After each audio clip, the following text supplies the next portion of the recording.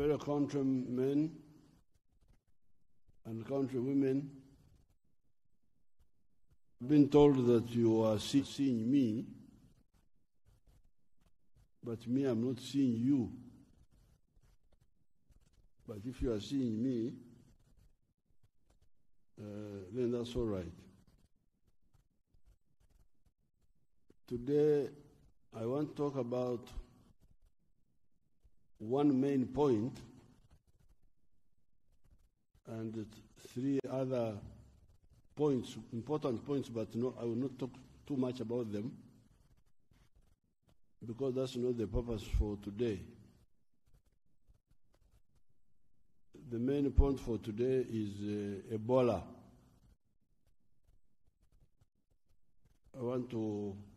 We have discussed in the government and with the scientists who want to guide you on Ebola. And with Ebola, I will read later on a prepared speech by the Minister of Health, which is here. But before that, I will, in the Kinansko way, our bush way, summarize for you the main points about the Ebola. But then I will read the statement prepared by the ministry. Then I will touch briefly on Emyoga. I was meeting those young people today, and I will talk briefly about it. And then I will ask the Prime Minister I will talk a little bit about the partial development model. Then I asked the Prime Minister to say something about one aspect of the partial development model. And then I will it is true that Ebola is a dangerous disease. When you get it, it's quite serious. The other time, some time ago, when there was Ebola, out of 100 people who got it, 53 died. So it's quite a serious disease, but the body can fight it. If you get it, you should go to hospital quickly, because apart from the virus, what normally kills people apparently are things like high temperature, vomiting, so that you lose water. Yesterday we were being told in the cabinet that that's what eventually damages the internal organs, the temperature which the body is not used to, and the dehydration, the loss of fluids. So if you are in the hospital can balance those. They can give you intravenous, they can control temperature, then the body can fight the virus. So it is an aggressive disease.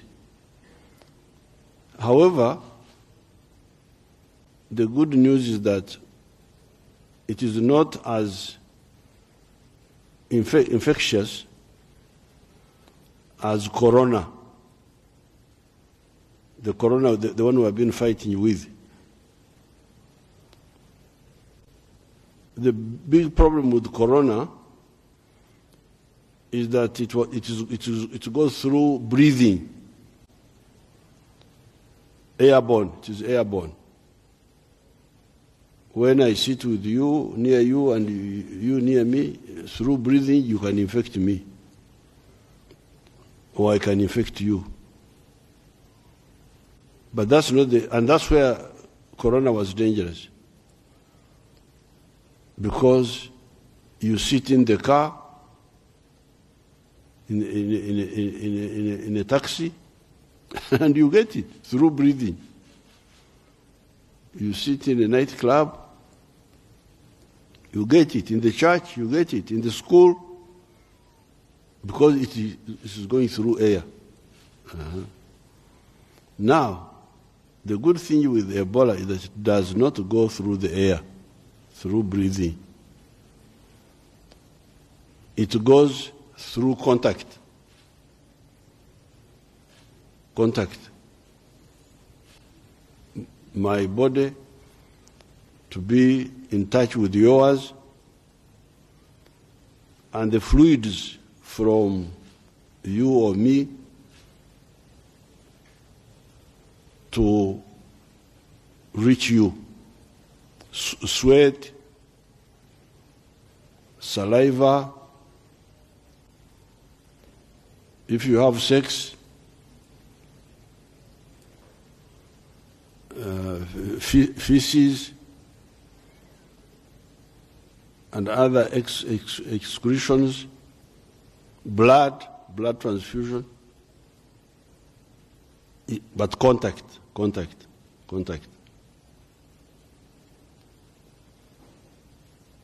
But even there, it is not as infectious, because even if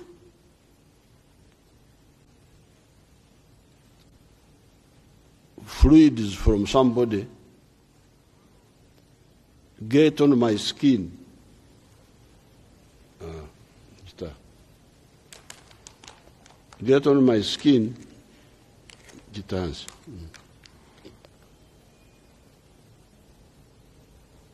if the skin doesn't have cuts,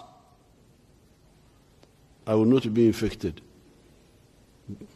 The only problem will come if I touch where the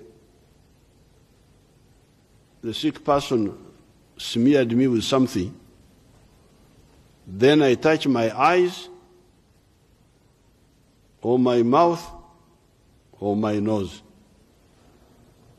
the soft parts of the body. That's when the virus will now enter me.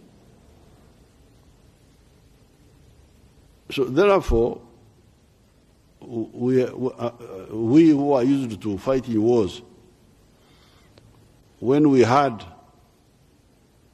these characteristics of the enemy, the Ebola, we decided that this time we shall fight differently. It's not necessary to have lockdowns, to close schools, to stop you from going to churches, to the markets, traveling. Now, there's also another characteristic which shapes our strategy. Because number one, I've told you, it doesn't go by air. It doesn't go through breathing. Number two, so it only infects by contact. But number two, even with contact, it cannot go through every part of the body. It goes only through a few areas of the body.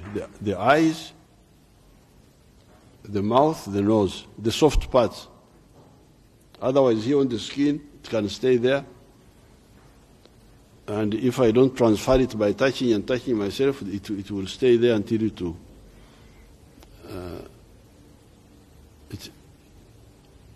will not infect me.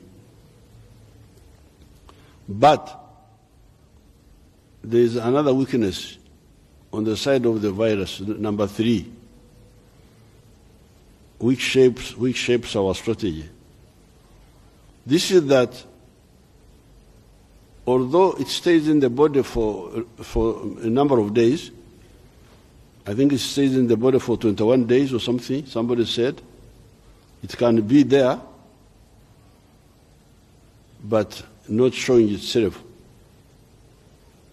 But apparently, before the virus starts showing signs, it is not infective. It only becomes infective once you start showing signs like temperature, vomiting, and all that. Oh, it is now those 3 things that shape our strategy. If it is not going through the air, if even when it gets on your skin, it doesn't infect you unless it goes through the soft parts of the body. If it doesn't infect until you start showing signs, and one of the signs is temperature, then it is easy to fight this enemy. That's why, therefore, we decided that we shall not have lockdowns. It's not necessary to have lockdowns. We just need to take care of a few things. So that's why, therefore, let me read what the ministry has prepared here, and then I would add on. I am here to talk to you about another disease outbreak in the country, where we are still battling COVID-19. The Minister of Health has informed me that we have cases of Ebola in the districts of Mubende, Chejegwa, and Kasanda. The initial case was a 24-year-old male from Ngabano village, Madudu sub-county,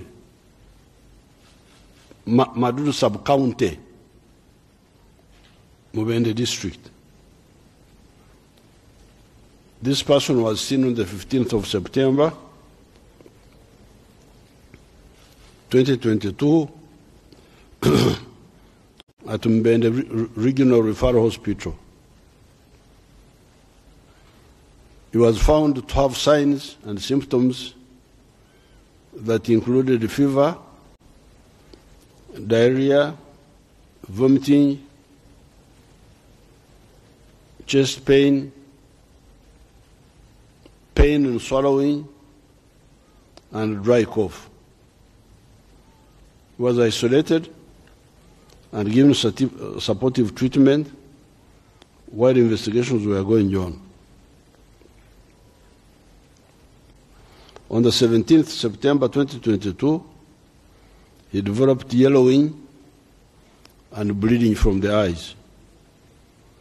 He also informed the healthcare workers that some people had died from his village with similar symptoms.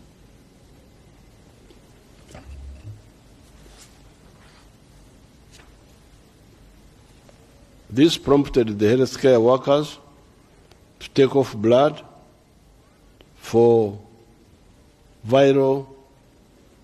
analysis for viral hemorrhagic fever, specifically Ebola, and dispatch a team to his village to verify the information.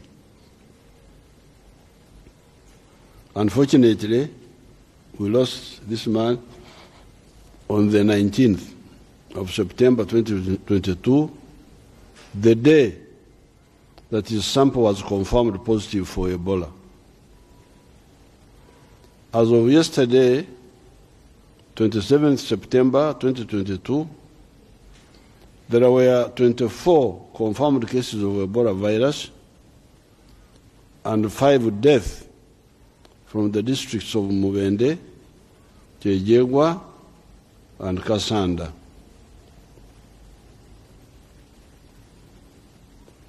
And these were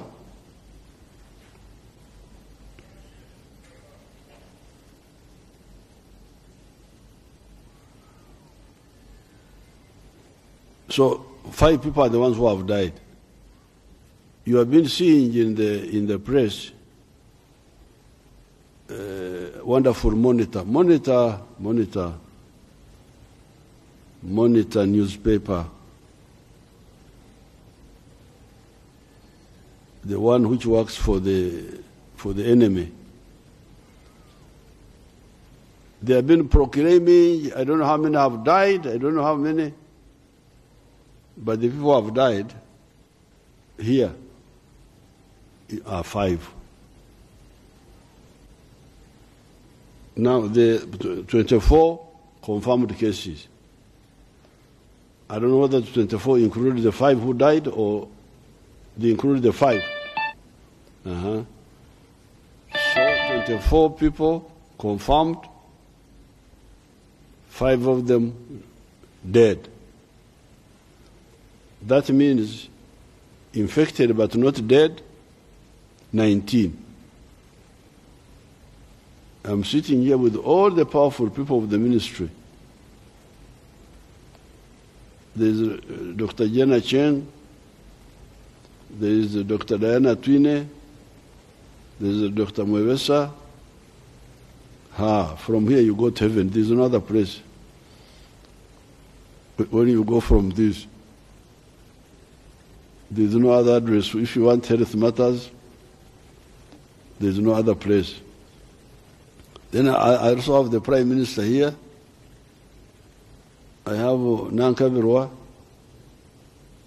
to support my Uganda. And I have my young sister, Joyce Sebugwao, and some other powerful persons whom I don't have to disturb you with. So the people, the cases, and these people I saw on the Al Jazeera,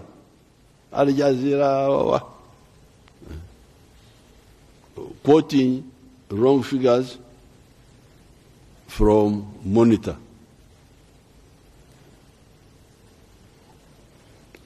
So the case is 24 confirmed, 5 dead. 6 health workers, 4 doctors, 1 anesthetist, and 1 medical student exposed to the index case. What is index case? The first one. Between 15th and 18th, have tested positive to Ebola and are being managed at Mbende and Fort Portal referral hospitals. They are being treated. That's what, you know, when I read the document of the Minister of Health, I must keep localizing their word. Management as if they are managing a bank.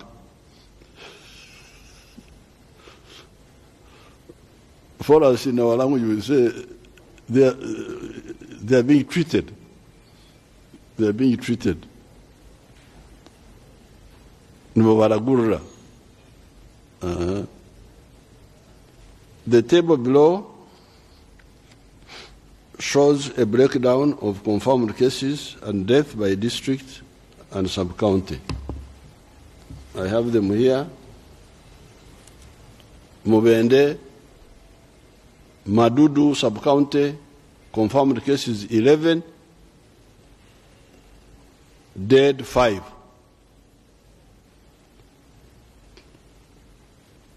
Mbende municipality, cases 5,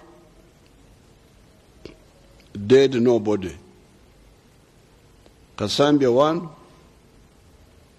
0 death. Chiviringa 1, nobody died. Chitenga 1, nobody died. Then in Chejegwa, Kasule sub-county, 3 cases, nobody died. Kasanda sub-county, 2 cases, nobody died. So 24 people infected, 5 are the ones who are dead. In addition to the Ebola 5 confirmed deaths, there are 19 individuals who died in the community after showing similar signs. Since they died at home, we do not have opportunity to test them. I'm told that the current transmission in Madudu sub-county in Mbende district and in other districts appears to be driven by exposure at barriers and family interactions following the death of people suspected to have succumbed to Ebola. This is the first time in more than a decade that Uganda is reporting an outbreak of Sudan Ebola virus that last occurred in Nyimbwa sub-county, Luwero district in 2012. The last Ebola outbreak in the country, which was in Kasese district, was of the Zaire strain and was imported from Congo in 2019. This outbreak was controlled without any community spread.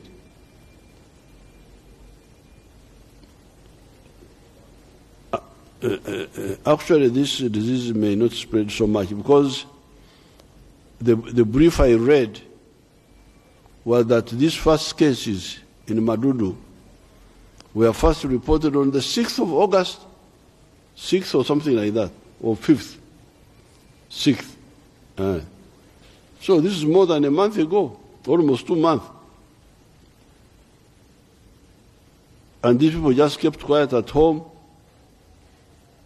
until this fellow who came to the hospital. So you can see it's not really that, it confirms. Because this is 2 months. If it was our other problem, Corona, I think we would be having bigger numbers. What is Ebola? Ebola is an acute disease caused by a virus and is deadly if left untreated or if treatment is delayed. It is transmitted through contacts as follows: person-to-person transmission through contact with body fluids from an infected person such as blood, saliva, sweat, urine, feces, sexual fluids, etc. Contact with objects that have been contaminated with body fluids like blood, feces, vomit from an Ebola-infected person or a person who died from Ebola. Contact with secretions of infected animals such as fruit bats, chimpanzees, gorillas, monkeys. Eating meat from wild animals found dead or sick, especially monkeys, chimpanzees, gorillas.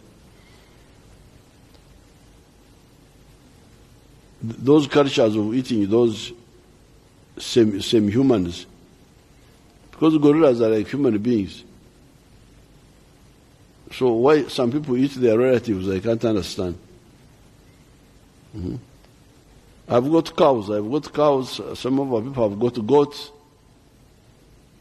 So people Muveko bazita batya? Bazita batya mu Luganda?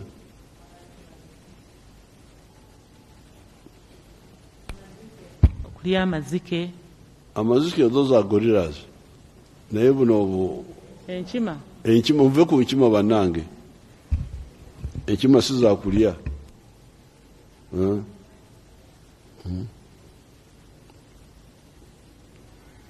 Symptoms of Ebola. A suspected case of Ebola may present with any or some or all of the following symptoms: sudden onset of fever, fatigue, chest pain, pain on swallowing, diarrhea, vomiting, unexplained bleeding from any body opening, e.g. ears, nose, mouth, eyes, anus, bleeding from body openings, mouth, nose, eyes, also bleeding under the skin, which is usually a late symptom. This bleeding comes much later. So please don't wait for the bleeding. Start with the temperatures. I think those are the other signs. Temperatures and pain in swallowing. Ebola can be prevented by doing the following. Wash your hands with soap and water, or use alcohol-based sanitizer. Bikole ebyo, those work. Avoid contact with body fluids from any person or animal suspected of being infected with Ebola. Clean all potentially contaminated surfaces with chlorine solution. All people suspected or confirmed to have died of Ebola should be accorded supervised, safe, and dignified burial.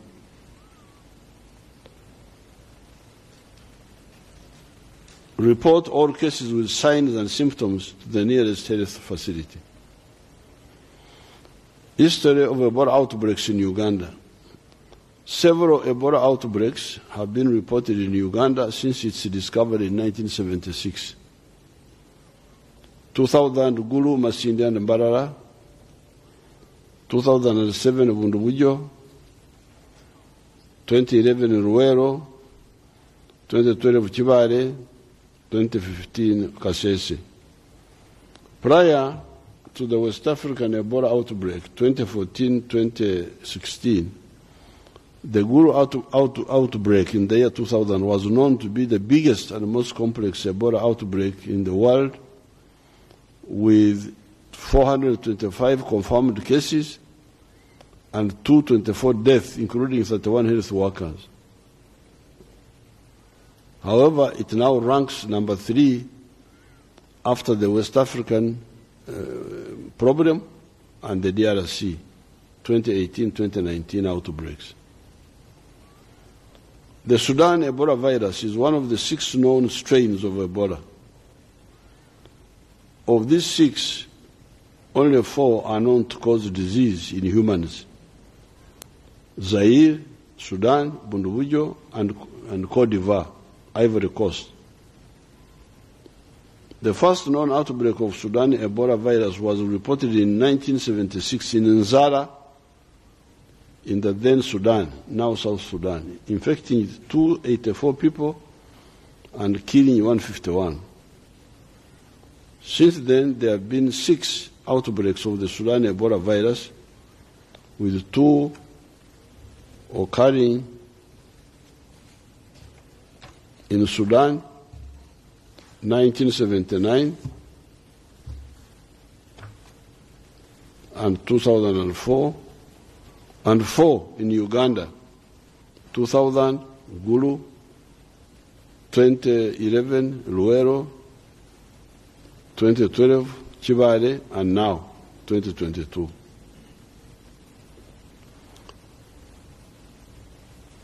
Ebola can be treated. Interventions can be fought. A rapid response team was immediately deployed in the Greater Mbende region to carry out an immediate assessment and support the response. Based on information from this team, the Ministry of Health has classified the country into three risk zones. Category 1, very high risk, Mubende, Chejegu, and Kasanda districts. Category 2, high risk, not very high risk, but high risk. The districts bordering Category 1 districts, namely Kakumiro, Chenkwanzi, Kiboga, Mtiana, Chibale, Kazo, Gomba, Zimbabwe, and Chenjojo districts.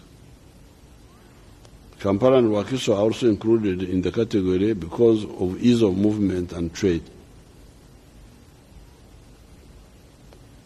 Category 3, the rest of the country. I'm informed by experts that previously handled Ebola outbreaks in Gulu, Bundubujo, Chibare, and Ruero have been deployed to Mubende, Kasanda, and Chejego district to manage patients and control the spread of the outbreak.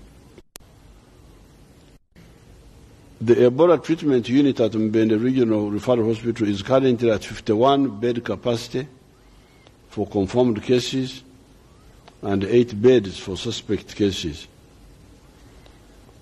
Since most of the Ebola cases are coming from Madudu sub-county, which is the epicenter, government has decided to set up an additional Ebola treatment unit of 30 beds at Madudu Health Center 3. This is to avoid the 30-kilometer distance of transferring patients to Mbende Regional Referral Hospital and to improve early patient care and management. To facilitate this, government will immediately connect Madudu sub-county to the national electricity grid to provide power to the sub-county and the health center. Furthermore, a solar-powered borehole will be sunk at Madudu Health Center 3 to provide running water.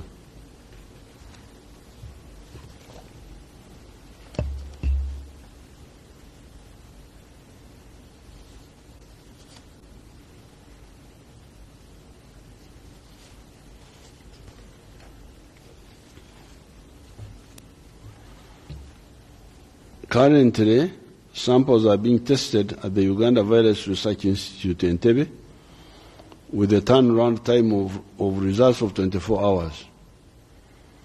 This is not good for the response because time is lost during the transportation of samples.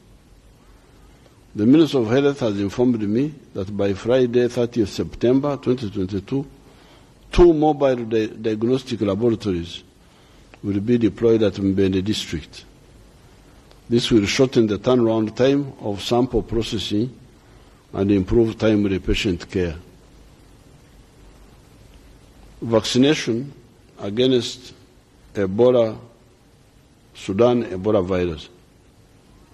I'm told that there is no approved vaccine for the Sudan Ebola disease.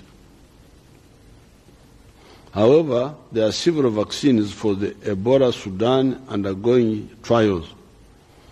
The government is exploring all options to get a safe and effective vaccine as quickly as possible.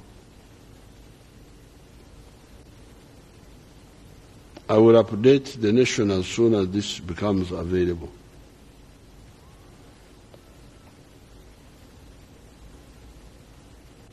There is a vaccine for Ebola Zaire, and we have already given it to our soldiers who are operating in Congo. Therefore, one of the issues we were debating the other day was why not use the vaccine of Ebola Zaire, even though it's not specific for Ebola Sudan, but it is Ebola. So some of they share some of the characteristics, and we are discussing that. Why not? And it is safe.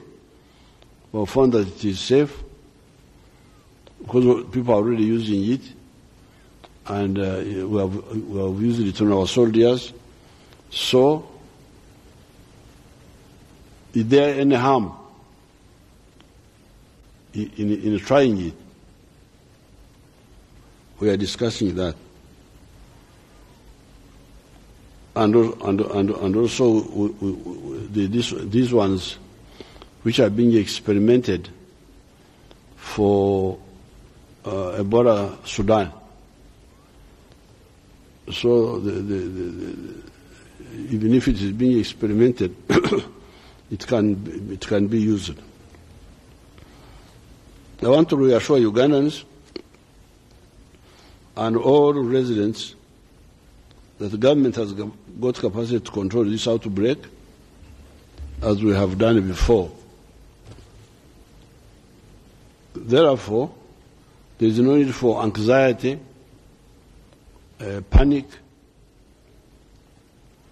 restriction of movement, or unnecessary closure of public places like schools, markets, places of worship, etc. as of now. That one I have already told you that this disease doesn't need those big measures of closing and restricting movement. Our healthcare workers will do all it takes to save lives and bring the situation under control. I call upon the public to cooperate with the healthcare workers and report anybody with signs and symptoms similar to that, to those of Ebola. So you have heard that really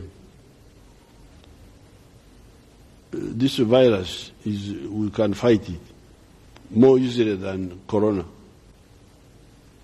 because number one, it does not go through the air, through breathing. The breathing one is a problem. You know this for Senyiga, for this common cold. You sit in the car, even you sit in a room like this, somebody will give you Senyiga, common cold. But this one is not in that group. A little bit like AIDS. You remember when AIDS came, people were running around, tourists were not coming. Tourists were not coming. I said, but why are tourists not coming? No, there is AIDS. AIDS is found in only certain addresses. You don't go there, you don't get it. So how can that be a problem? I told the tourists, if you come here for tourist activities, there is no way you will get AIDS, unless you include non-tourist diversions. But actually, this disease is even easier, and you see how we manage the AIDS. But this one is even easier than AIDS, because like AIDS, it doesn't go through air. So they are the same. No going through air. Number two, doesn't go through a healthy skin. Again, AIDS goes through certain parts of the body. But the difference which makes this one easier to fight is that somebody can have AIDS virus but doesn't show signs, and therefore becomes a silent infector. This one, apparently, what I've been briefed, which makes it easier to fight, is that you only become infective when the signs have started coming. Oba kyekyo akawuka tukamaze. We can manage this kawuka. This one is. If we observe hygiene, like for instance, me when I'm in the public, these days we no longer shake hands. So stop shaking hands. Stop shaking hands. Just you know, when this Ebola had broken up in West Africa, here me, you know how I do things. No shaking of hands. No what? Here. I went to attend OAU meeting in Equatorial Guinea. Ooh, people were just hugging. And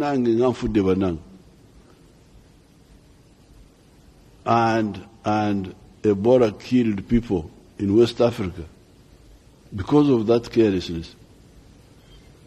So, no shaking of hands, just jambo. Kubira ka jambo. Now, because although it is not as aggressive as it is aggressive, but doesn't spread easily. But they say that if I put fluids on the table here, the virus can stay there for 5 days. There, when the table is dry, it's not even wet. 5 days. Okugwera, the Nyankore word for okugwera is ambush. When it is in ambush, it is the virus on a dry surface. If it is a wet surface, it says I don't know how many, much longer. How many?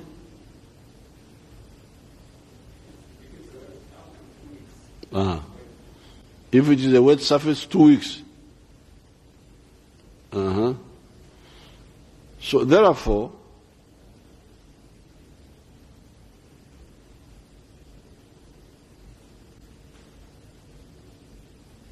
we should have tactics. In 1959, when I joined Mbara High School, well, I had been baptized when I was young, 1947, when my father and my mother came from the other religion, and they joined this one. I accompanied them. I was already born, but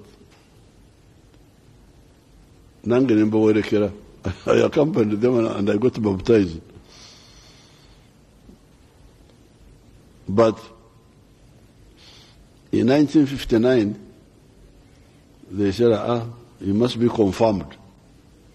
By that time I was 14, 15 there. I was going to middle school. Now we had a reverend who was a very clever man. Later on he became a bishop. Bishop Eustace Hindi. And he taught us that for the communion, you should put your left hand. This is the one you do like this. So that the bishop puts the bread on the left. Because the left doesn't do things. Doesn't touch, doesn't greet, doesn't what. It is cleaner. From that time, my left hand is for myself. My right hand is for the Republic.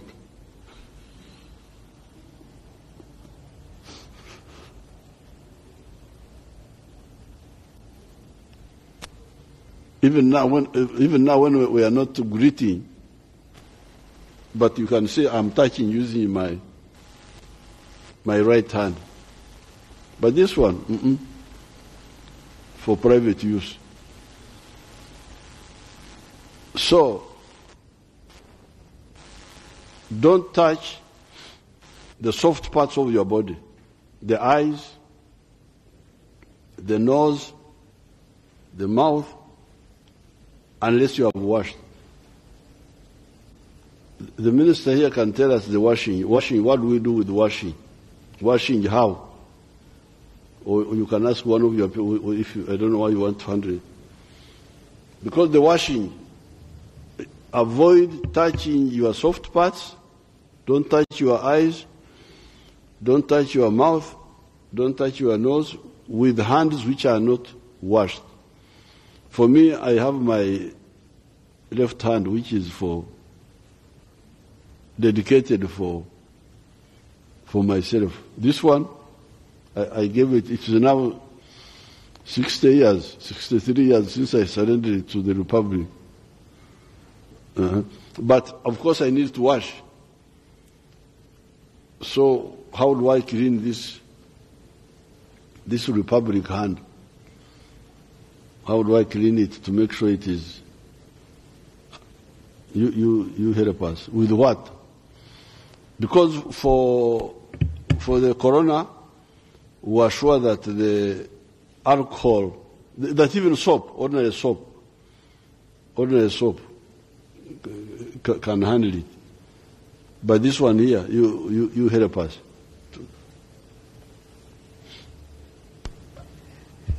We wash with soap and water because viruses are weak and easily denatured by soap. We also use the alcohol sanitizers that we have been using for COVID. They also denature the virus very quickly. Except for surfaces, because the surfaces are wide like tables, beds, floors, that's where we use the chlorine solutions to wash the areas. No, if we just, the person, you are not going to get into offices and you start chlorinating their desks. Me, and Wananchi, when I come to the office and I touch this, I can't force people to chlorinate.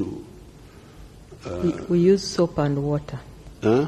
We use soap and water. Because I want to, we the Wananchi want to do things which are under our control.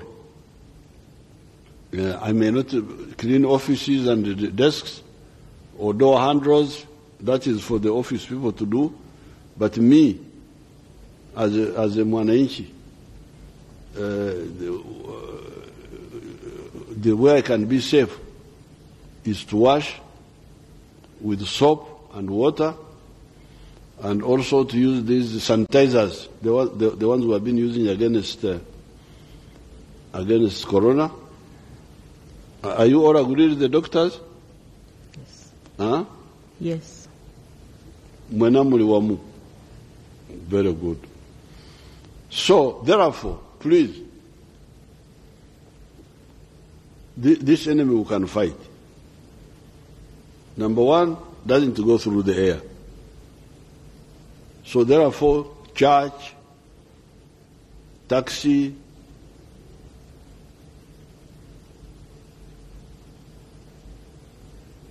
nightclub, I don't know nightclub, where?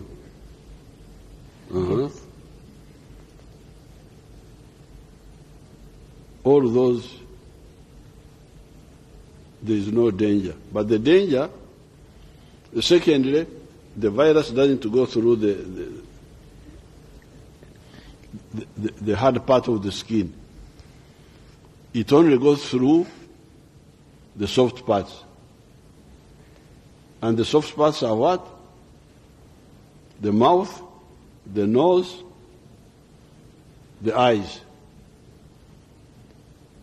and then the private parts, if you engage in sex and so on. So,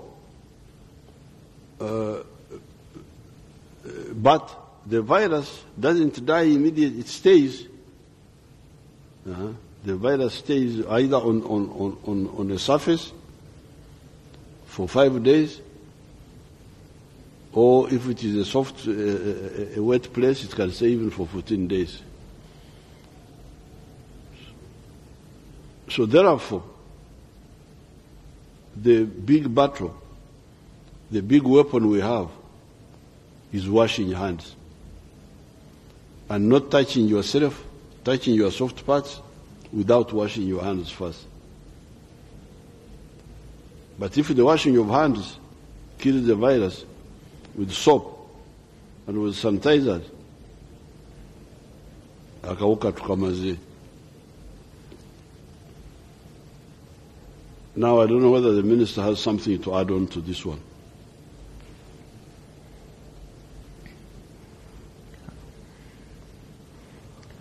Excellency, you have explained very well. Maybe to also allay anxiety of our health workers, because some health workers are infected. We want to appreciate the work that they are doing, but also reassure them that they will be taken care of and given the necessary supportive care and treatment, so that we ensure that we don't lose them. But also to continue to encourage them that we can control this epidemic and save Ugandans. Yes, the health workers, but gloves, when they are handling these people, even if it's a normal case, even if you are not suspecting, anything serious, if you use the normal gloves when you are examining, are you not protected against this type of thing? You are protected. Yes. Yes. So routine for the health workers, it's not a good idea, even for normal things, to touch a patient with your bare hands. With your bare hands. I'm sure if they always have gloves, this type of, especially for this one, which is contact, not corona, which you go through breathing. But if you add, because you remember for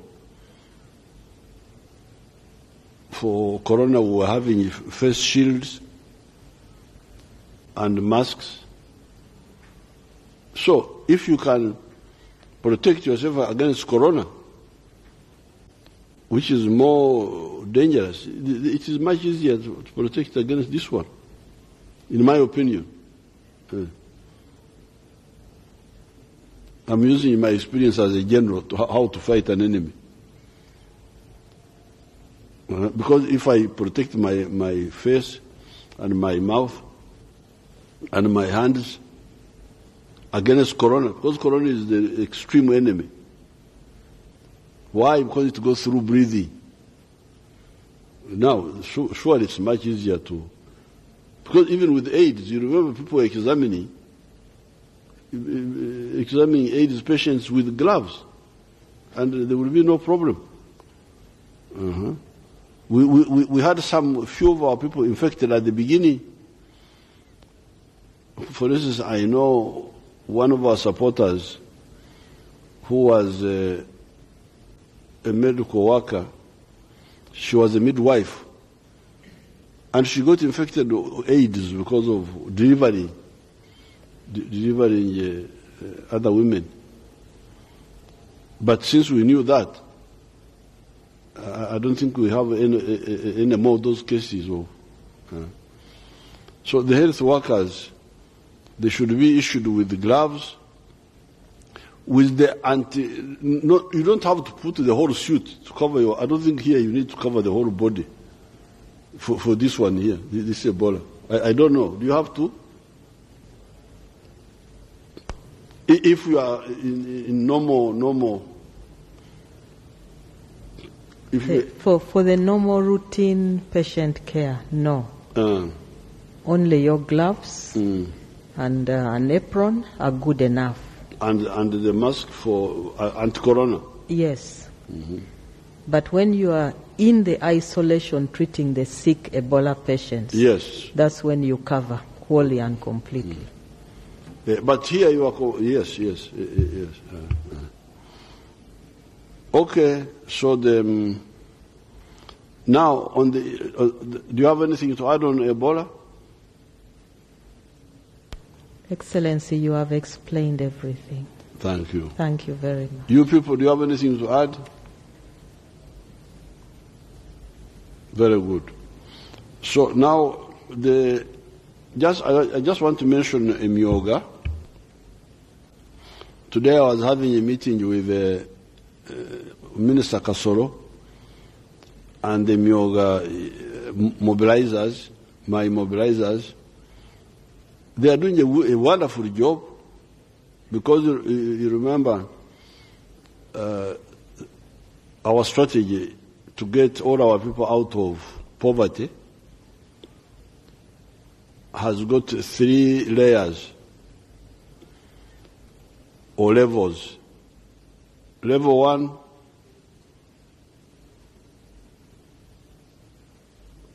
in fact 4. You first get foreign investors who come with their own money. And they do things, they build factories, they do what? We call that FDI, foreign direct investment. Secondly, we have some of our own big people here, investors, our Ugandans. We tell those, you go to UDB. UDB, there is soft money there,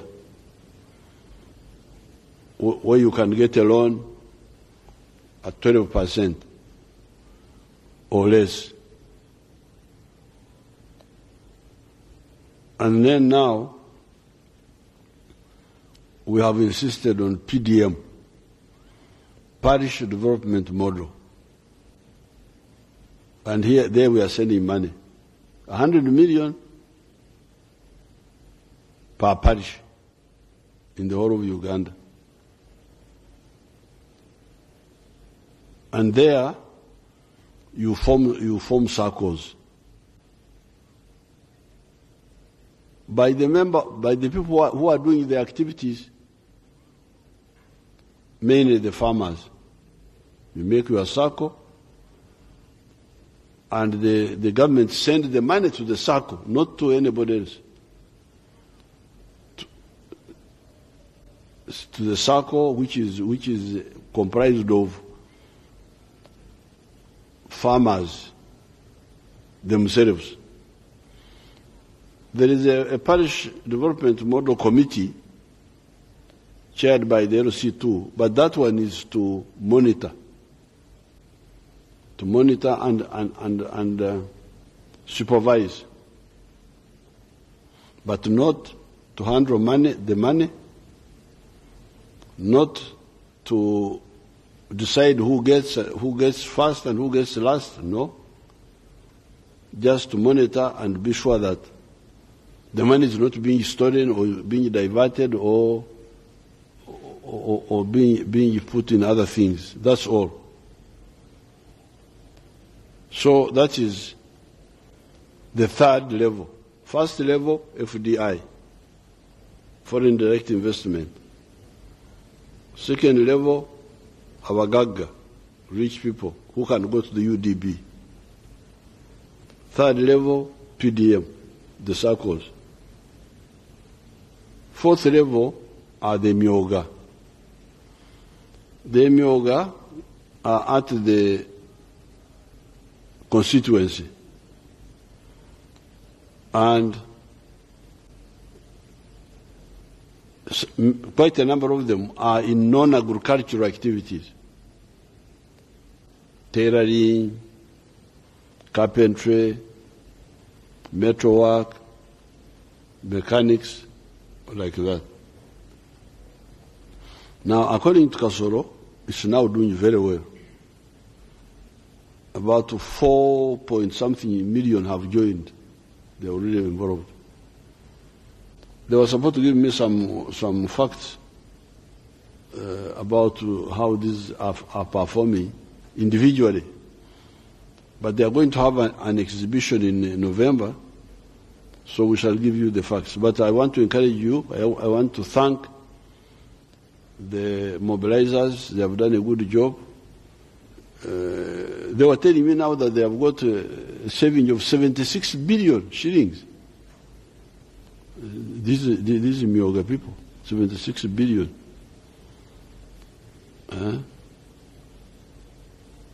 And we have been giving them money. Each circle at the constituency, we have been giving them 30 million. They got it, each circle, and there are 18 of them. So you get one, each constituency getting more than 500 million at the constituency level. So therefore, I want to encourage Ugandans to know that some of our people are moving. But I would like everybody to move. Go somewhere in the 4 sectors. Bishop Senabulia, one of my elder brothers, the bishop in Mitiana, told me that the sector means akabondo. Ntobondo bulibuna. Commercial agriculture, industry, services and ICT. Now, for the PDM, we have already sent you some money. I don't know how much has come. We shall get time to talk specifically about that. I'm just now mentioning. The money is being sent to the circles. Bananyini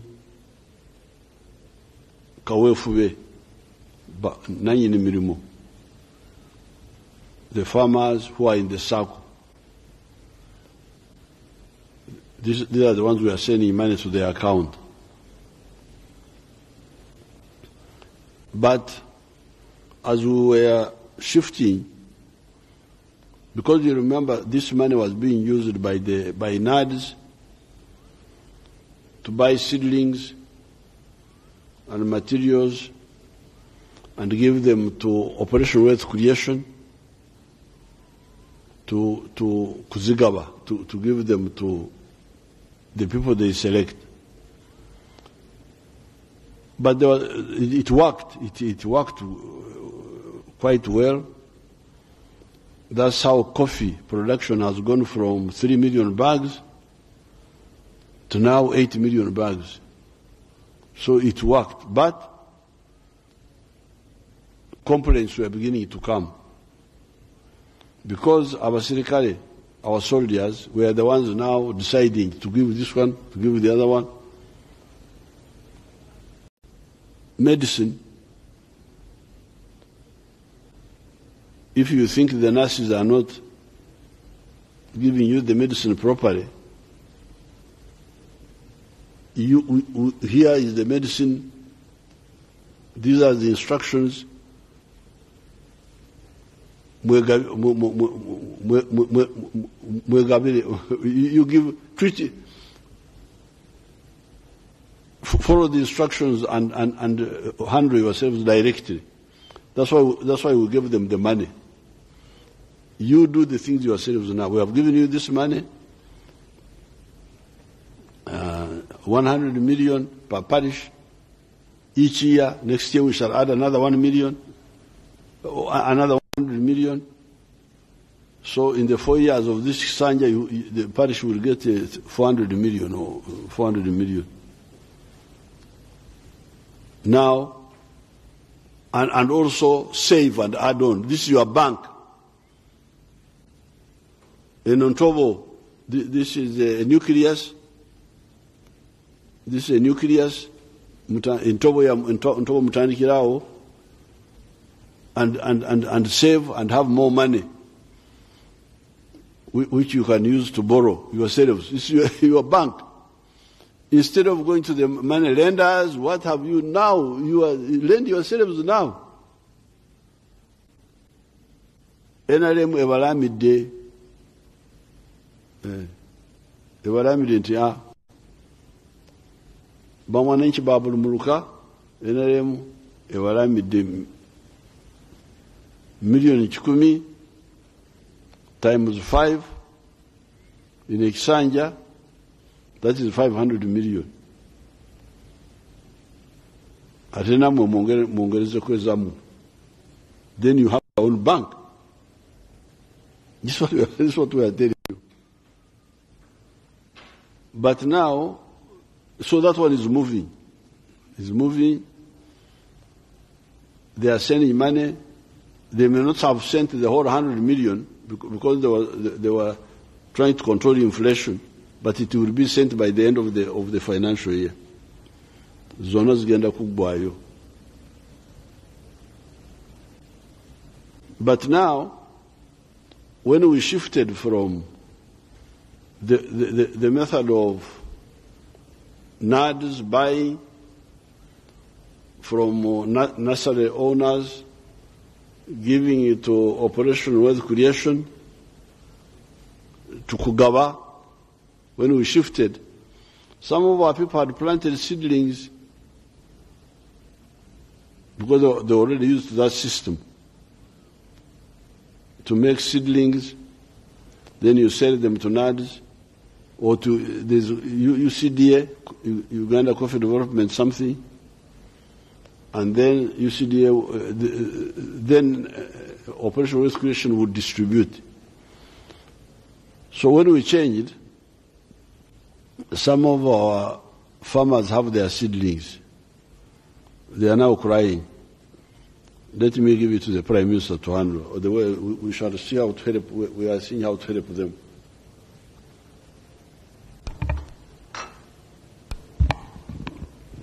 Thanks so much, Your Excellency, for giving me this opportunity.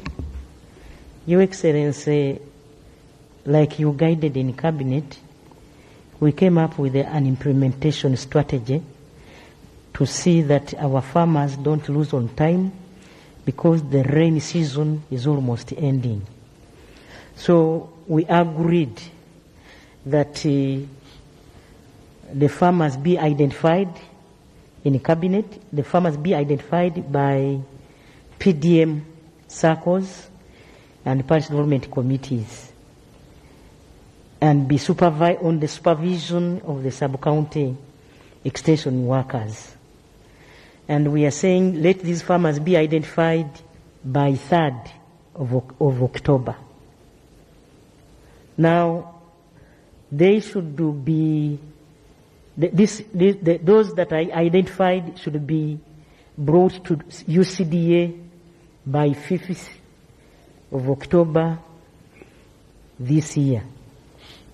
Then after that, UCDA will start the procurement process through the regional officers, and that should be by 12th October this year. Then by 15th, the identified suppliers, those are the nursery operators, should deliver the seedlings to the parishes where they will give to the farmers who were identified.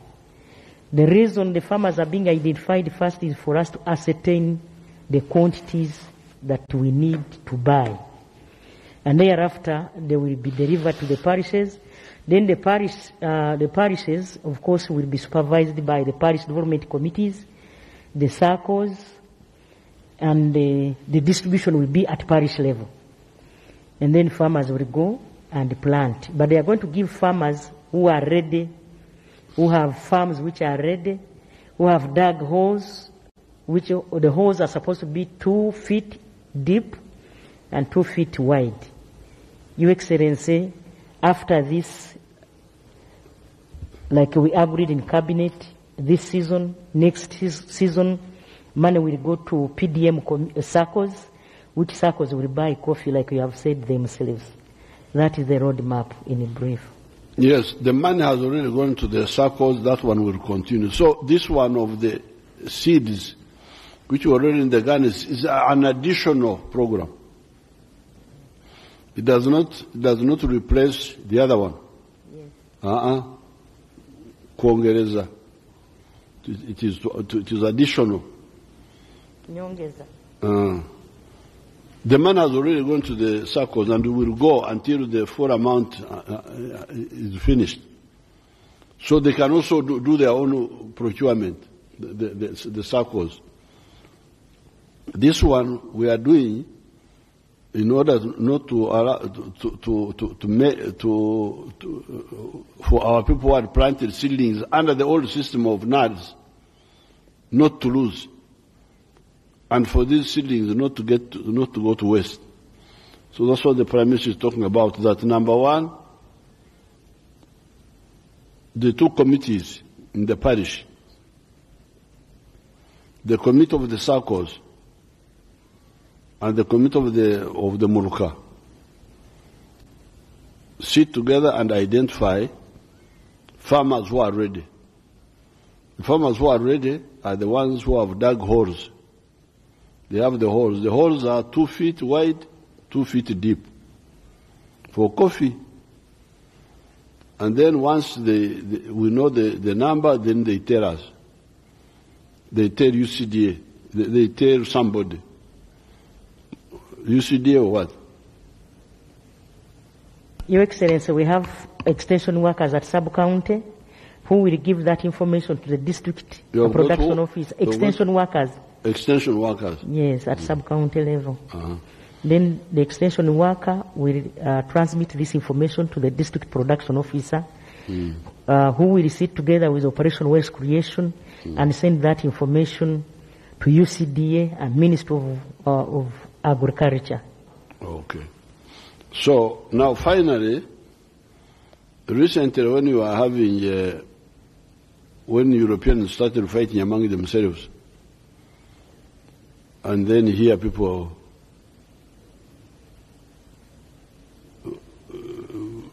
because Africa had forgotten what is required. People started crying for food. That Ukraine is fighting, Russia is fighting, no food. But this is Africa, not Russia. Why do you? So you remember when this one came up, I said, but you people, if there is no bread from Ukraine, why don't you eat muhogo? Me, I eat muhogo. I don't eat bread.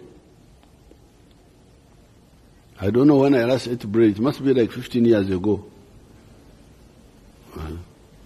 The last time I ate rice was in Dar es Salaam, 1979. No, 1978, because me, I left 1978 to fight. I never went back. Siri mcheli, siri muyindi.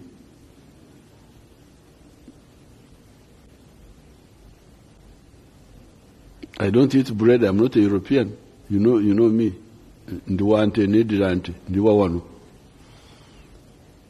So I told you, I told my heritage. Nabagamba tibananga. Okukabira emigati y'abazungu. Mwandigyesonyiye nemulya kamuogo kamwe. N'akalo, numuteekako n'akalo. Ate ebirungi nno, bananga. So they laughed at me. I saw Monitor banange. Katonda gyali.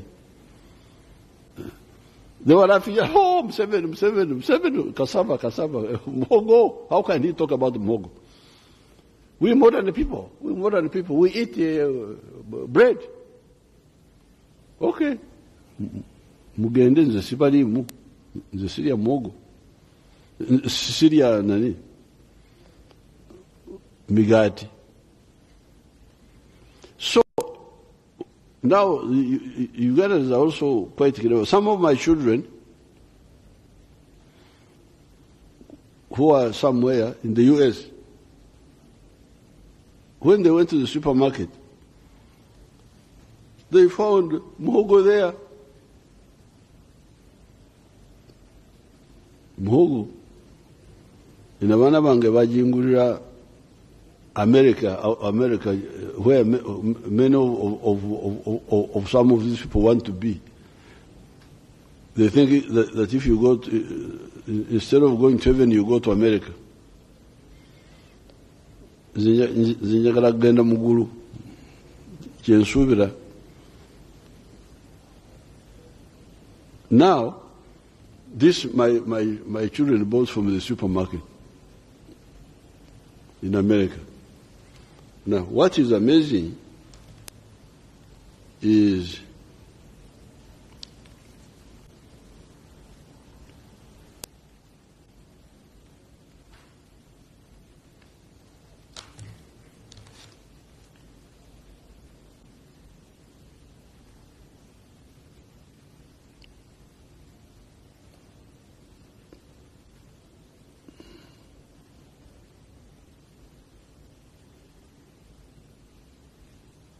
that I'm trying to see where the price is.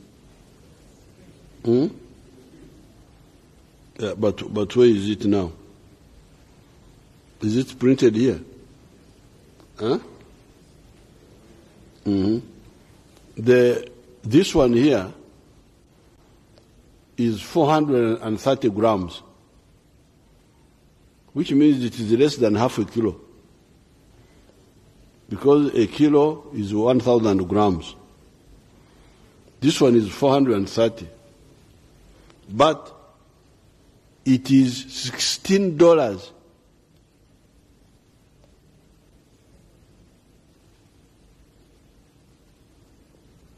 Baali baseka. Mujjukira waliwo omuntu waffe gwe weta baali baseka.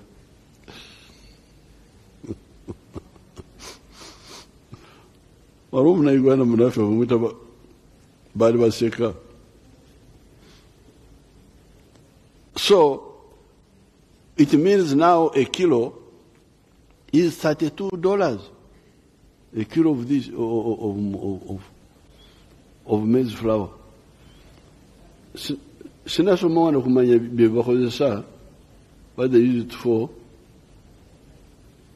Olaba nabo. Ebyange byonna babitegedde. A gluten-free single ingredient wuliriza no bannange. Naye tolina kukwata kino okukwata kya single ingredient, whole food, bayeta paleo flour, I don't know paleo oba kiki ekyo. Game-changing multi-purpose flour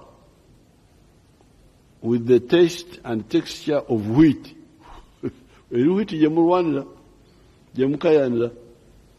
Omuzungu wano agambye bannange, sinza ayogedde wano. Nze byange nabibagamba dda. Kati wano allergy. So everyone can enjoy without worry. We hope it changes your life like it has ours. Bano baweereza obujulizi.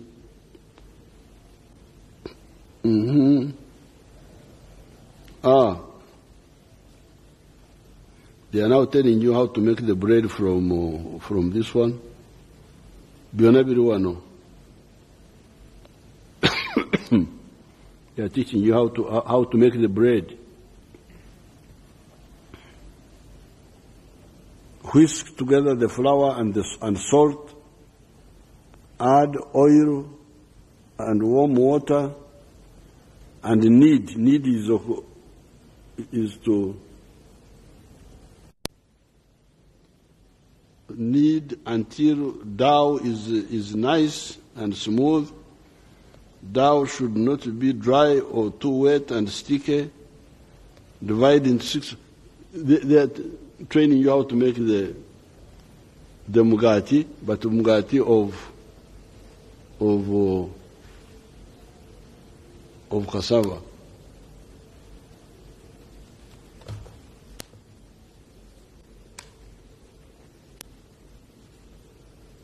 I think it has already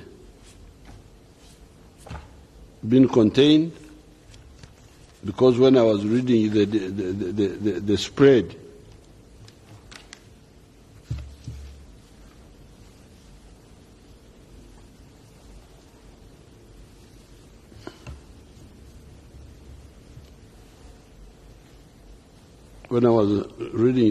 you remember the other.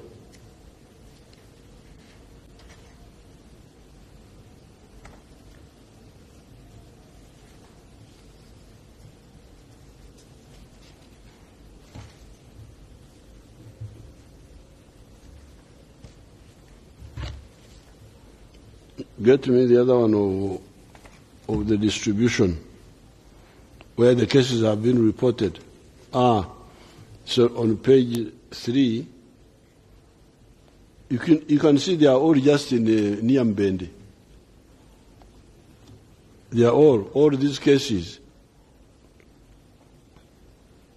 Madudu, they are all main Mbende, Chejego, which is nearby, 3, Kasanda 3.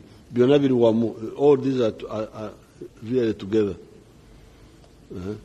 So it shows you that this panic, I'm very highly sensitive. So if there was a danger, I would be the first to kubasiba mwenna. Temugenda and Chejego is Navingora is 30 miles from Bende town. This is just same area. So, there you are. If you had a map, you could show, somebody could, if they had a map, they would have shown. So somebody would say, tourists don't move, Mugenda Kufiri Abandra, you are going to make our people lose, think they should enjoy for no good reason. There's no. When there was Corona, I closed the airport. You remember, I would have closed the airport. I would be the first to close the airport. But this one is very easy to stop. Thank you. I wish you good luck. Katonda awabere.